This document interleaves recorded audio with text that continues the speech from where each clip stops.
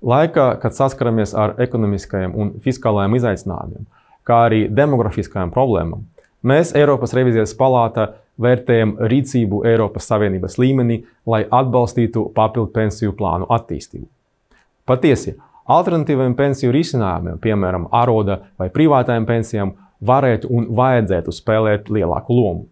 Tomēr līdz šim ne aroda pensijas, ne Eiropas Savienības mēroga personīgais pensiju plāna projekts neattaisnoja cerības uzlabot pensiju sistēmas ilgtspēju Eiropas Savienības dalībvalstīs, tādējādi ilgtermiņā apdraudot pensijas ienākumu pietiekamību. Mēs iesakām veicināt papildu pensiju tirgus attīstību, uzlabot to regulējumu un informācijas pieejamību, it īpaši par izmaksām un atdevi, un, kas ir ļoti svarīgi, uzlabot paredzamību attiecībā uz Eiropas Savienības pilsoņu pensiju ienākumiem nākotnē.